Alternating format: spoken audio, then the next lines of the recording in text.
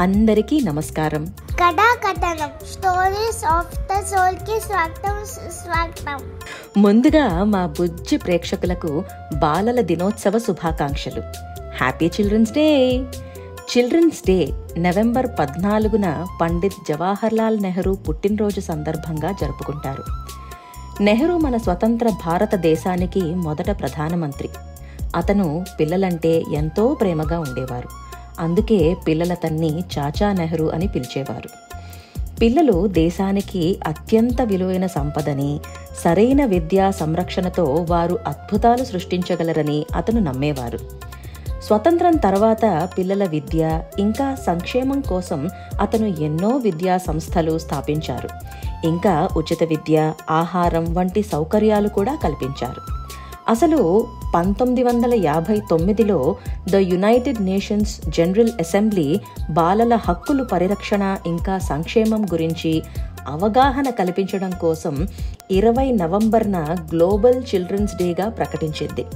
అయితే 1964లో నెహ్రూ గారి మరణానంతరం అతని జ్ఞాపకార్థంగా అతని పుట్టినరోజును బాలల దినోత్సవంగా భారత ప్రభుత్వం ప్రకటించింది. ఈ బాలల దినోత్సవం నాడు చాచా నెహ్రూని తలుచుకుంటూ విద్యాలయాల్లో అనేక రకాలుగా జరుపుకుంటారు.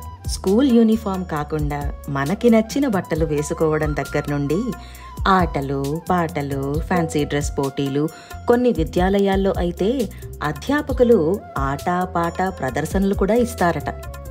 ఇలాగా సరదాగా ప్రత్యేకంగా జరుపుకునే ఈ రోజు మనం కూడా కాస్త ప్రత్యేకంగా ఇవాల్టి శీర్షిక మన బుజ్జి ప్రేక్షకుల నోట విందాం. ఓ ఆగండి, ఇందాక నుంచి చూసినాను, ఎవరూ తగ్గటం లేదు. వీళ్ళకే వాళ్ళ ముక్కలు కదా. ఇప్పుడు చూడండి, నేను ఒకటి చెప్తా.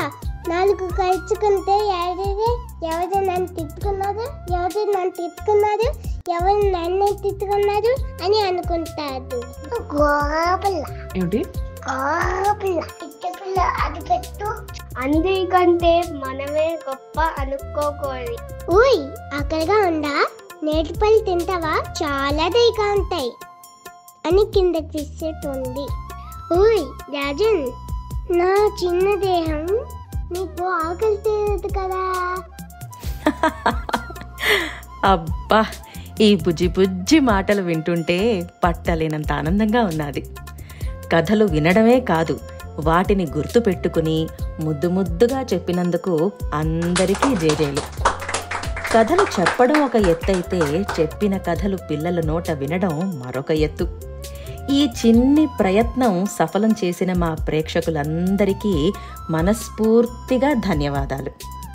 ఎప్పుడో చిన్నతనంలో విన్న కథలు, ఎక్కడో ఒక మూలలో మరచిపోయిన కథలు, పాత పురాణాల నుంచి మనం జరుపుకునే ప్రతి పండుగ వెనక ఒక కథ, వీటన్నిటిలో ఒక ఆత్మీయ స్పర్శ ఉంది. ఈ కథా ప్రయాణంలో మీరు కూడా భాగమవ్వండి. మరొక్కసారి ఈ తరానికి మన సంస్కృతిని పరిచయం చేద్దాం. మీ ప్రోత్సాహాన్ని ఇలాగే మాకు అందిస్తూ ఉంటారని ఆశిస్తూ మళ్ళీ ఇంకో కథలో కలుద్దాం. అంతవరకు సెలవ్. Like, share and subscribe. Signing off. కథాకథనం తోలు సఫ్తతోన్.